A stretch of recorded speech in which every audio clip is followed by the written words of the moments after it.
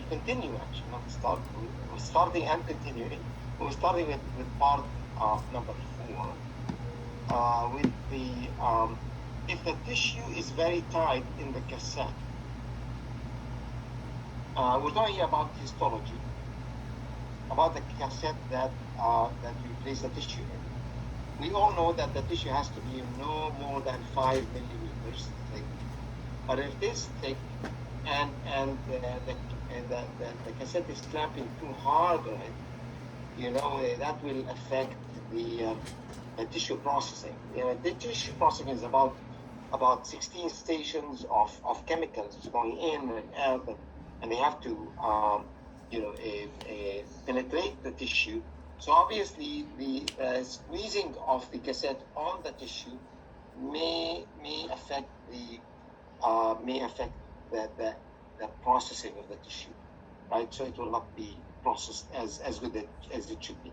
So it should be really 5 millimeter with comfortable in there, not squished and so on. If boric acid, you need to remember that boric acid is the most popular preservative for urine analysis. Okay, it can be also used for 24-hour urine, but it's very popular for preserving urine for over 24 hours without refrigeration. Okay, so if a boric acid is added to urine sample, how this will affect the sample can be kept for up to 24 hours at room temperature. Other information here, chemical. There's another tube that is ready prepared by BD. BD, Becton Dickinson, is a company that makes tubes that you use for blood collection. So they made a tube for urine analysis, but what they put in it, they did not put boric acid, but they did put in it these chemicals here as preservatives as well. And that tube by BD, it preserves the urine for 72 hours without refrigeration. So what is the problem for urine for CNS if it's kept too long outside on the bench? Bacteria formation. That's right. Bacteria grow. Bacteria. It can be acidic, alkaline. Yeah, well, that is true, but that is for urine analysis. But for culture and sensitivity, the problem is the bacteria, right? Because that's what we are testing. Now, absolutely, for urine analysis, it will definitely affect it in many other ways without preservation too. Exactly. And we said for urine analysis, refrigerating the urine can be kept between 6 to 8 hours. For urine analysis, but the earlier the better, obviously. Here we have if a 16-year-old or 8 years old patient refused to have the blood taken, what do you do? We've always said that there was in the past, back in the days, we used to go by age to the age of consent, we used to call it, but no longer that the age of consent is what determines because a 16 years old or a 14 years old can be as mature as a 16 years old and so on in terms of wanting to or accepting to do test or something. So the issue here, obviously, if a 16 years old refuses to take blood, to have blood taken, it is very right. You don't force them to, obviously. If an 8 years old refuses to have blood taken, but the mother is insisting, there is here some kind of an issue, obviously. One issue is The main issue here is safety of the child and safety of the mother, safety of the child and your safety, the one that is going to take the blood. Because remember, you are dealing with an invasive procedure with a needle, and you don't want this 8-year-old child that being kicking and screaming and doesn't want to have the blood taken. You end up kind of forcing the child. I mean, even with the consent of the child, I would not recommend that you do that on your own. You need someone to hold the arm of the child, or otherwise don't even take it, because you don't know how the child is going to react by pulling their hand, their arm, and so on. So the point here is, even if the mother insisting and the child is kicking and screaming, I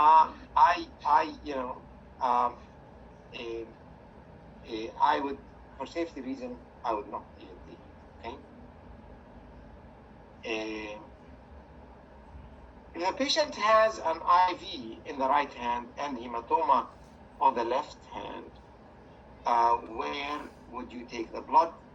Well, there are two options, depending on which option will be available for you. But you can use the back of the hand, right here. Right, so that is an option. Or you can take it below the IV. Depends what option is there. Okay. Below the IV, provided that you ask a nurse to shut the IV for about 2 minutes. Shut the IV for about 2 minutes, and then take it below the IV. And if a microclot is found in a sample of CBC, I think we had this before.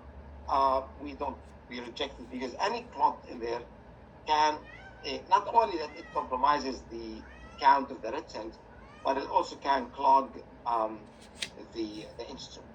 Okay. What is most affected by hemolysis? I think we also went through that. Potassium, but there are other, of course. We said enzymes that might be affected as well.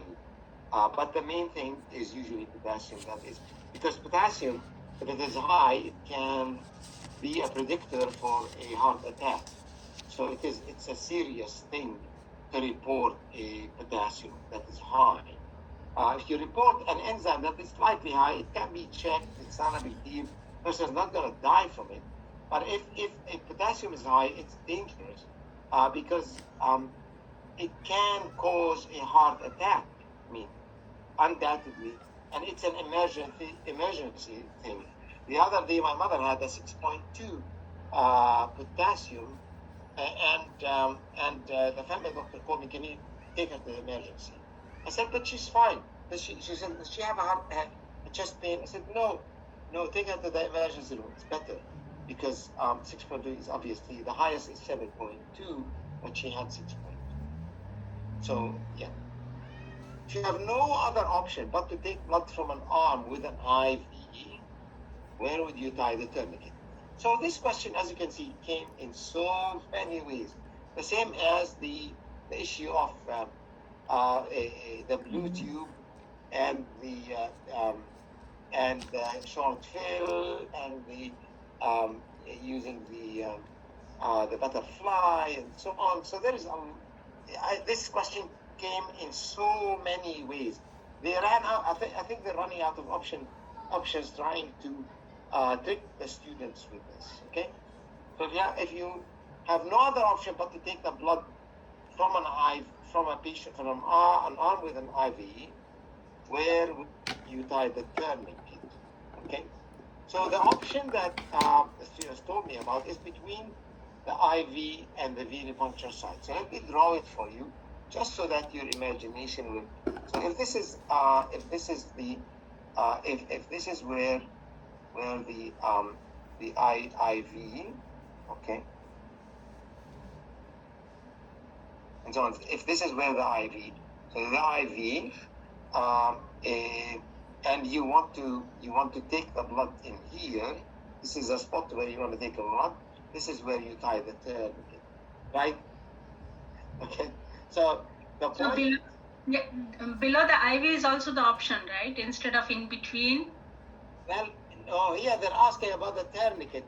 To really find out is, are you taking the blood below the IV? Because Got it. Tourniquet here. it's the same option as saying, I take it below the IV. But they're asking about the tourniquet now. Where would you tie it? Below the IV? Yeah, in between. In between, you will tie. Yeah. Well, I mean, okay. So I think what they have in mind is if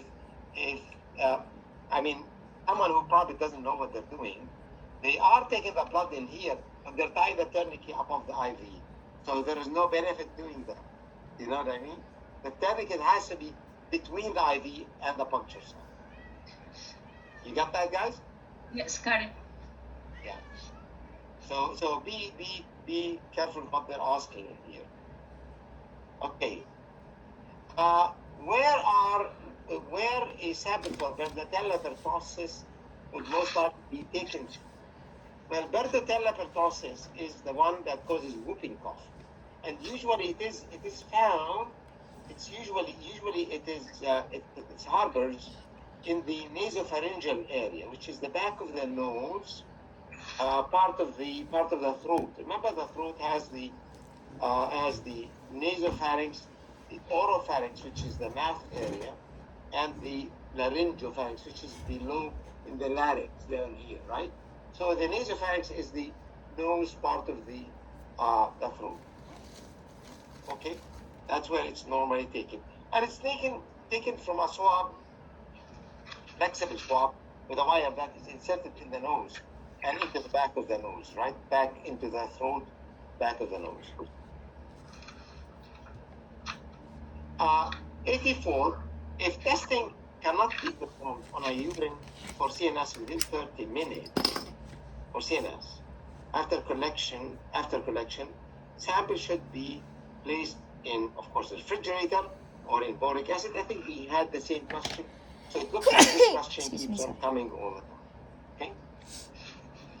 If you use a syringe method to collect blood culture, CBC, prothrombin time, what is the order of draw? Order of draw is the same as the evacuated tube system. Okay, it's the same thing as the evacuated tube system.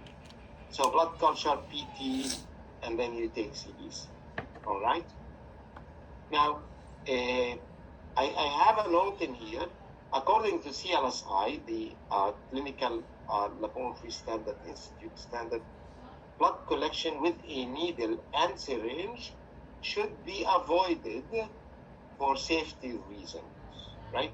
So, I mean, to tell you the truth is, during my old days in 1980, when I started as a technologist, and not in Canada for 1 year, I took blood with a syringe. But since coming to Canada, I've been using the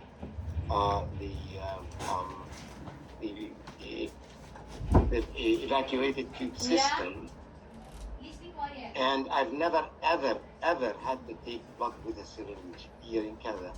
For the past 42 years, I've never taken blood in AC. Okay, just to let you know. Why are they asking a question like this, knowing that no one is using a syringe in the lab? Beyond me, it's just that it is theoretically there, and they know this is one thing that they can score. They can get at you, right? So if you are a 60 student, usually this is going to tip you down, right? Completely. But if you are an 80 student or a passing student, usually really well with a good mark, you can absorb that mistake. Okay. What is the order of draw for sodium citrate, EDTA, and blood culture? So be prepared that they're going to ask you the order of draw, not with the tube colors, but with the preservatives or anticoagulants that are in there. Okay. So in this case, what would you choose? Obviously, blood culture and then what? Culture, sodium citrate, and EDTA. That is correct. Yeah. So blood culture, they might even use. I mean, the anticoagulant in there is SPS, right? So they might. I don't know if they would use SPS next in the next time they ask the same question, and that will be tricky for those who do not remember what is the anticoagulant that is in the blood culture. So remember, in the blood culture is SPS. That is the anticoagulant that we're using. Okay? So write it down. Anything that I say as such, it's good to write down or try to really remember it if you don't have a pen and paper handy with you. When you receive a semen sample, it should be warm. I mean, that is the instruction that we give usually to the patient, is to make sure that the patient collects it, brings it to the lab within preferably half an hour, and it must be kept close to body temperature. So we always told the patient to put it in their jacket or put it under their armpit in order to keep the sperms alive for motility testing. Okay? Collect no later than 1 hour.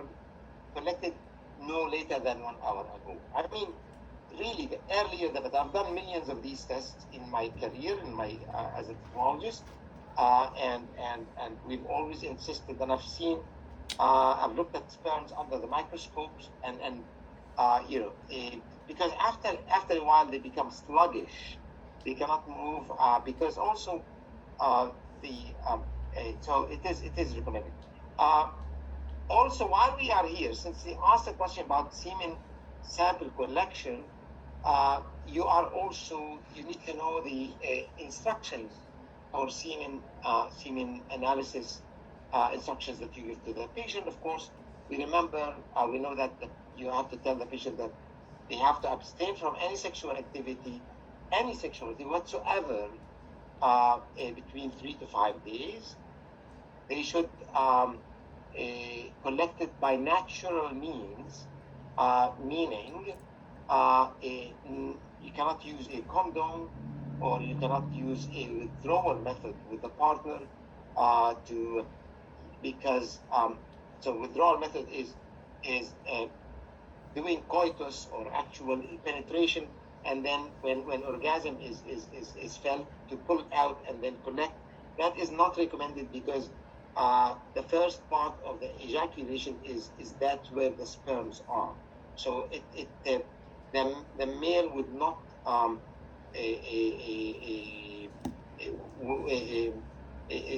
I mean, before the orgasm is felt, there's already ejection. So that's why it should be collected by masturbation only, by natural means.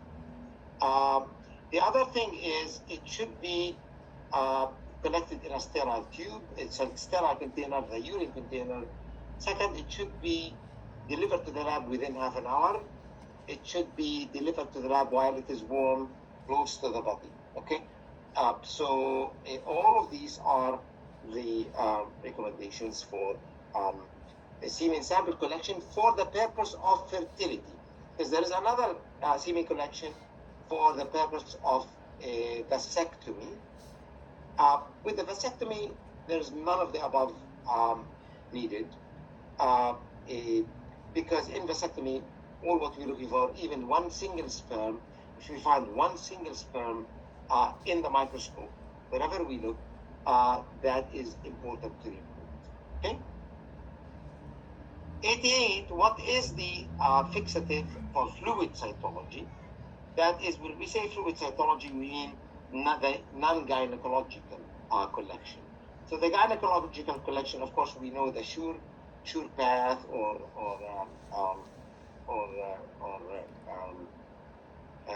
sure path or the thin prep, right? They already, that's for the gynecological paps, pap collection. For the fluid cytology, the fixative or preservative for fluid cytology is, the generic one is 50% ethanol, remember, and the commercial one that is very popular is called Cytolite. Cytolite, which is really ethanol or methanol based, but it has many other features other than just methanol alone. What is the centrifuge for peritoneal fluid / CSF and CSF cytocentrifuge, which is the because CSF does not have as much cells, the recommended method is to use a cytocentrifuge. And for peritoneal. What happened to a cytology slide if air dried before fixing? Well, so this question came in two ways. When should you fix a cytology slide? After you dry it, or otherwise, or what it's Wet. dry, whatever. What do you do? Wet. When it's a wet. When it is still wet, very important. So they're asking here for when it is still wet, because what happens if it dries? The cells are destroyed, right? The cells will shrivel, will shrink, will change, will change their structure, right? So this is the other way of asking that question. How would you fix the cytology slide? One option is while it is wet. The other question came like this one: what happened if a slide is air dried before you fix it? Before fixing, well, this will not be good because the cells will be destroyed. Very important to remember. Very important, and it disappoints me sometimes that my students themselves forget this, and I keep on telling them, about it, because I know that it comes in the exam, and when we come for an assignment and we asked about something like this, some students forget. So please remember CSF tube designation. When a doctor collects CSF, they always number the tubes. So you have number 1, number 2, and you go number 3. Okay. Number 2 is the one that is designated for microbiology. Number 3 is the one that is designated for hematology. Okay, remember those. And number 1 is for the chemistry. Okay. So remember, never forget that. Okay. Number 1 is microbiology because the first one may be contaminated with bacteria. Okay. You cannot use hematology number 2 because there might be blood in it. Okay. Number 3 is the blood from the traumatic tap. Number 3 is guaranteed to have less blood, or the blood that would have been primed already in the first one and in the second one, if the blood is coming from the traumatic tap or from the insertion of the needle. If there is blood in number 3, we know that there is hemorrhage. That's confirmation. Okay, so to do hematology on number 1 and number 2, we don't know if the red cells are coming from the traumatic tap or actually coming from the brain themselves. But number 3, we can be sure that the blood cells are coming from the brain itself, and it's a diagnostic for hemorrhage. Okay, so remember these. Okay. So here number 1 is for chemistry, right? Yes, number one should not be used for microbiology nor for hematology. The only thing is chemistry. For chemistry only. Well, because if there is bacteria, even if there's bacteria, and even if there's red cells and blood cells, that's not going to affect your chemistry. Yeah. Glucose or urea or protein, it's not going to affect you. Okay? So therefore, number 1 is the chemistry one. Number 2 is microbiology and not hematology. You don't want to use number 2 for hematology still. Number 3 is the one for hematology. And then number 4, if you want to use it for cytology or whatever else, that's different. 24-hour urine for creatinine clearance. Remember, refrigerate urine collection, and SST must be collected at the 12th hour. I think we discussed that here. Yes, right? last week we discussed this, yeah. Right, so it is there written. Chain of custody for testing protocol. The chain of custody is done on blood alcohol and drug testing, or any other medical legal kind of sample. Medical legal, right? You know what I mean? If there is a crime, and semen samples are collected, okay? You know what I mean? If there's a crime, if there is rape, if there is any or any of these samples are referred to as that have a medical legal purpose, right? And need to be protected from manipulation and from someone to alter the course of the testing. So it is done through it is processed through chain of custody, meaning that this we need to know in whose hands at what time this sample is going to be throughout the process of transportation. Okay, so that's what it means. Sample is kept therefore in a seal-proof collection device. Okay, and I am assuming that you also you know how to instruct the patient or how to collect a urine sample for drug use. You know, by preparing the toilet, the bathroom, restricting all the restrictions that you have to do, gluing the water in the toilet tank, in the toilet itself, ensuring that you listen to the patient, making sure that they don't alter they don't use measuring the temperature of the urine when they come out and so on. So all of that needs to be I don't know if you talked about that, measuring the temperature. There is special containers that have a chemical thermometer that can measure the temperature. Okay? Yeah. Here, I think we also talked about this one, is chlorhexidine is the recommended blood culture site disinfectant for infants 2 months and younger, and patients with iodine sensitivity. This is taken, reference is from McCall textbook from your phlebotomy text. Okay, page 336. Okay, this came in a certification exam. What disinfectant would you use for collection of blood alcohol? I think we talked about that, right? Yes. For Yeah. blood alcohol? Yeah, right here. Water-based iodine or aqueous-based povidone, the povidone iodine, right? Povidone iodine doesn't have alcohol in it. However, if you use a tincture of iodine, meaning that this iodine contains alcohol. Okay. The other thing, the most frequently used antiseptic for blood alcohol collection are aqueous povidone iodine and benzalkonium chloride. Remember, benzalkonium chloride, where is that found? Anyone knows of you?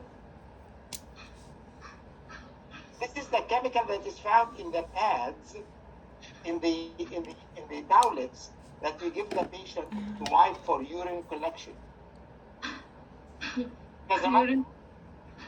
Urine cultures, they will give that. For urine culture, exactly. The towelettes that they give you, they have soap and water. That is benzalkonium chloride.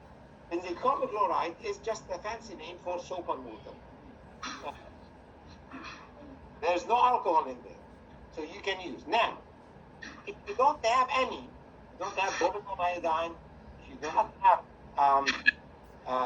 benzalkonium chloride, you is soap and water. Just clean with soap and water. Okay? The safest thing. Here, I wrote here, tincture of iodine contains alcohol. Right in here, at the bottom, at the end. So that is there. Be careful, it's here. When collecting blood for alcohol testing, always fill the tube to exhaustion. Wow. Why do we fill that tube to exhaustion? What if, so this is, let's say this is the tube, and you're supposed to fill it up to here, but you fill it only here. What happened? The combination or the mix, the ratio of the blood and it will not be equal? That is not the point.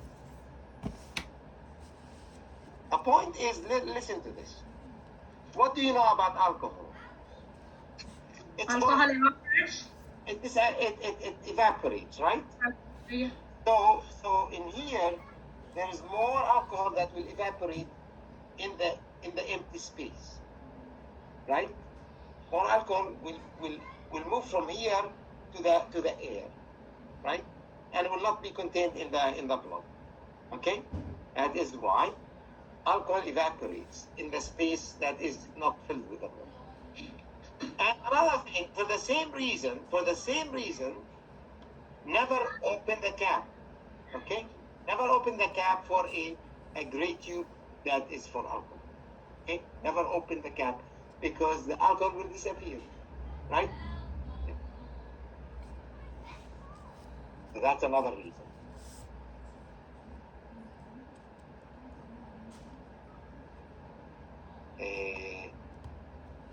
Okay.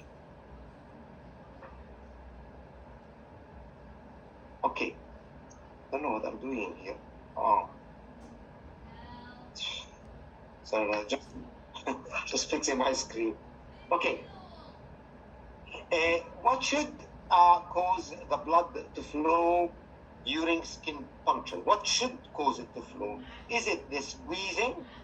Like, you squeeze, or is it the intermittent pressure? Intermittent pressure. Obviously. Why do we not squeeze? Because we are going to get more skin juices in the sample than more skin juices diluting the blood sample, right? So the best thing to do is obviously the key point is to make a good puncture right from the beginning.